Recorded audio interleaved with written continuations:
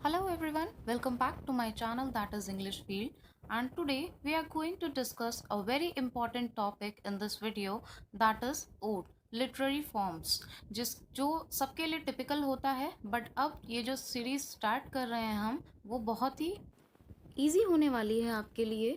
और बिल्कुल सारे कंसेप्ट्स आपके इसमें क्लियर होंगे, एक एक करके सारे लिटरेरी टर्म्स इस चैनल पे अपलोड किए जाएंगे और आपके सारे कन्फ्यूजन्स क्लियर हो जाएंगे इसमें। तो आइए देखते हैं कि ओड क्या होता है और इसके टाइप्स कौन कौन से होते हैं, कौन कौन से इसमें मेन राइटर्स हैं। और प्लीज़ वीडियो को आप एंड तक देखिएगा, क्योंकि अगर आप स्किप करके या फिर बीच बीच में से या फिर आधा वीडियो देखेंगे तो कोई भी कंसेप्ट आपका क्लियर नहीं होगा। So let's start. तो आइए पहले हम देख लेते हैं कि ओड के कितने पार्ट्स होते हैं, कितने टाइप्स होते हैं। एक होता है आपका पिंडारिक ओड, एक होता है आपका होरेशियन ओड, एक होता है इरेगुलर ओड और एक होता है English ode. Your main is Pindaric, Horatian, irregular ode. Okay, now what is an odd?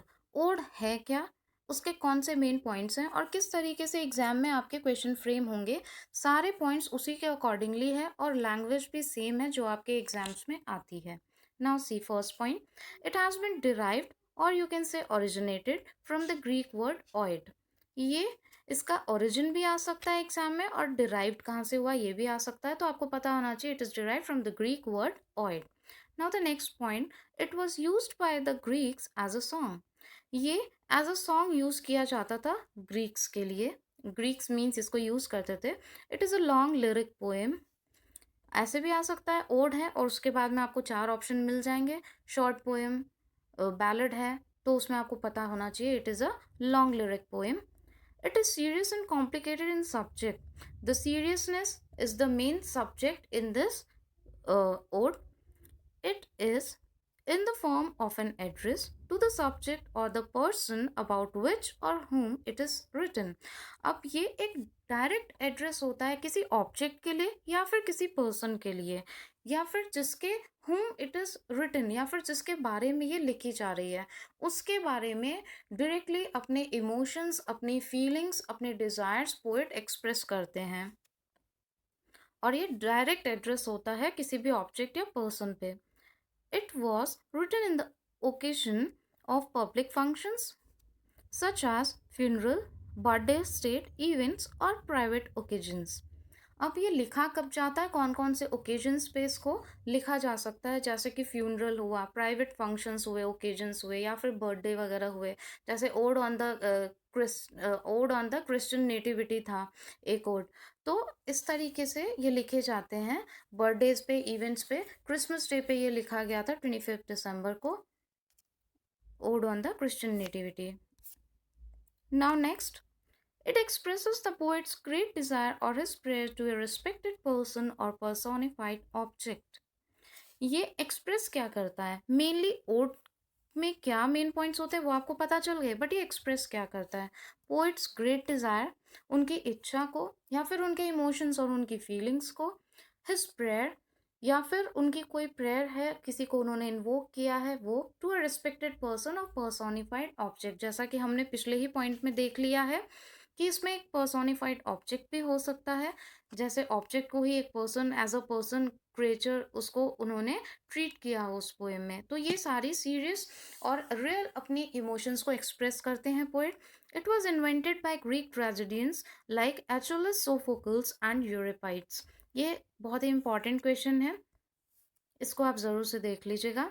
Invented by Greek tragedians like, ये तीनों के नाम हैं।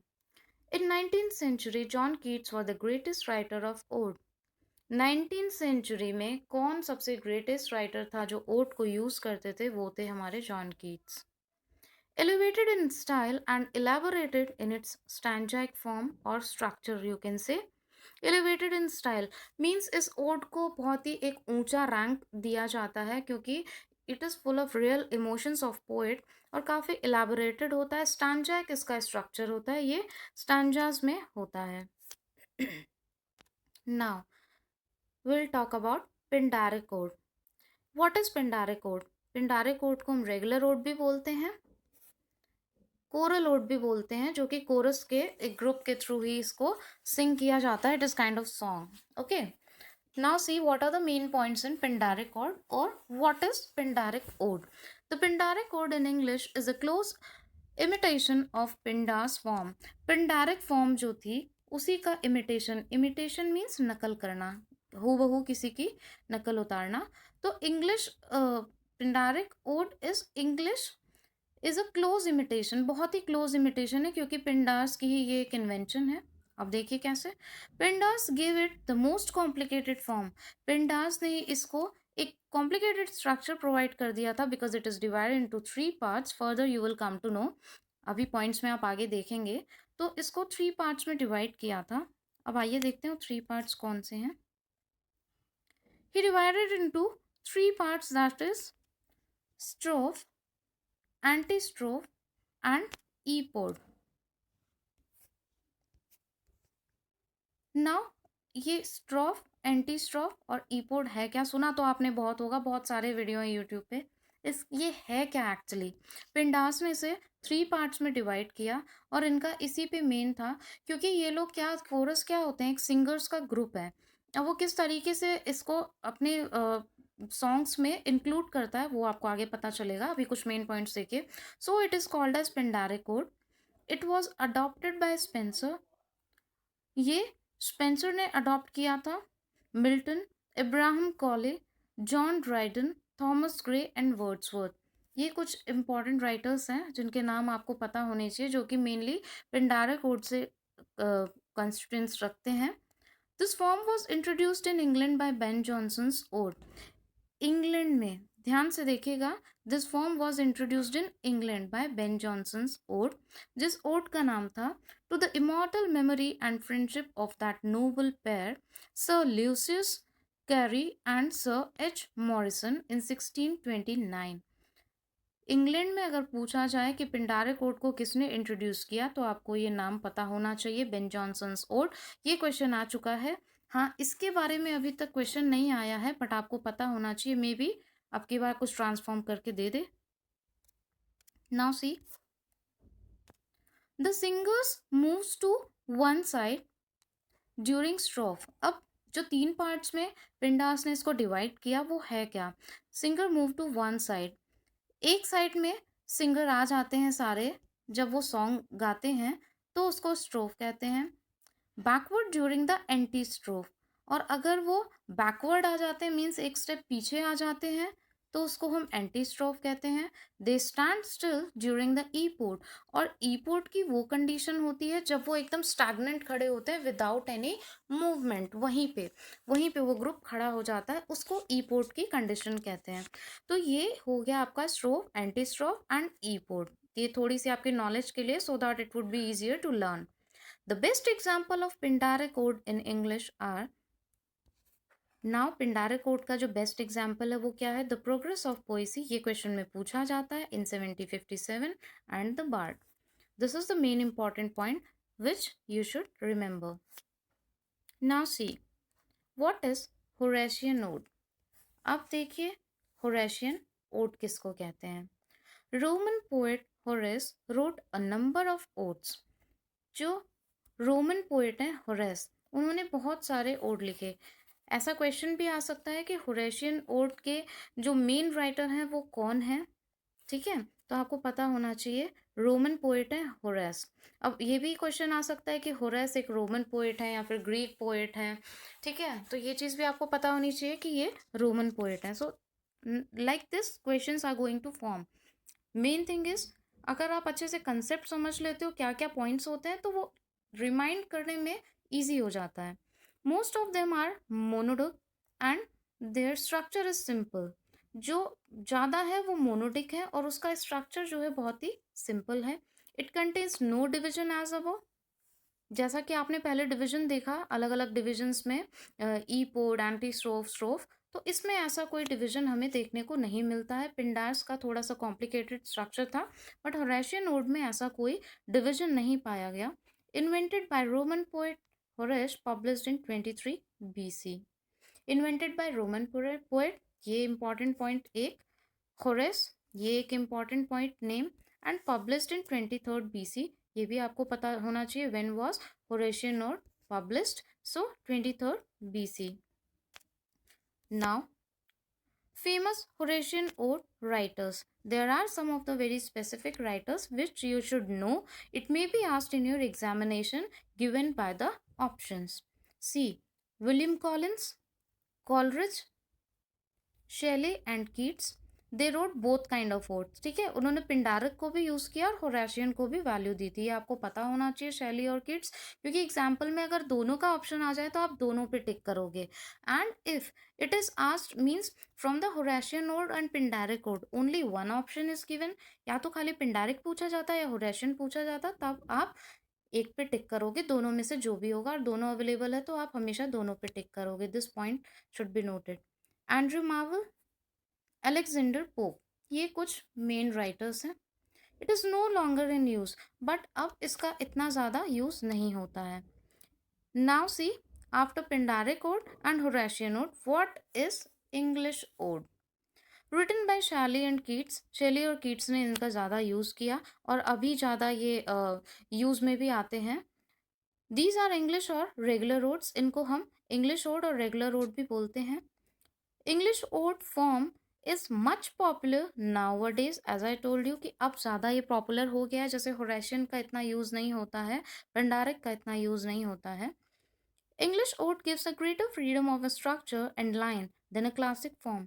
क्लासिक फॉर्म में क्या होता था कि आपके लिए एक लिमिटेशन होती थी, that it should be in these lines. But English ode में एक ग्रेटर फ्रीडम प्रोवाइड कर देता है. अब भाई पोएट के लिए एक फ्रीडम क्या होगी, उसके लिए एक आज़ादी क्या होगी. पोएट के विचार खुले होते हैं. अगर उनको एक सब्जेक्ट दे दिया जाए तो कोई बाउंडेशन नहीं, वो काफ़ी वास्ट तक मीन्स बियॉन्ड लिमिट वो सोच सकते हैं और लिख सकते हैं. तो एक पोएट के लिए इससे अच्छी आज़ादी नहीं हो सकती है, इसलिए इसको ज़्यादा यूज़ में लाया जाता है, because they are free to write to beyond. तो ये फ्रीडम ऑफ स्ट्रक्चर उनको मिल जाता है. Line than classical form. Classic form में इतना उनको फ्रीडम नहीं मिलता है. Number of stanzas are not limited, because number of stanzas की कोई लिमिट नहीं होती है. आपको पता होना चाहिए, ऑप्शन में आ सकता है. It depends on the mood and emotions of poet. ये डिपेंड किस पे करता है? Mood and emotions of poet. जैसा कि मैंने आपको बताया कि आप जो चाहें वो लिख सकते हैं. अगर आपने किसी भी फंक्शन को या अपने फ्रेंड पे या किसी पे भी लिखा है तो आप उसको एड्रेस करके जितनी भी आपकी मेमोरीज हैं वो उसमें डाल सकते हैं. नेचर पे है तो नेचर को पर्सोनिफाई करके कुछ भी आप लिख सकते हैं. So it depends. अगर कोई फंक्शन है उसको आप मेमोराइज करके लिख रहे हैं तो उस पर भी कुछ भी लाइन्स लिख सकते हैं. Means this there is no limitation of emotions and mood of poet. So it is the easier and the favourite corner of English ode. So, I hope you all have understood.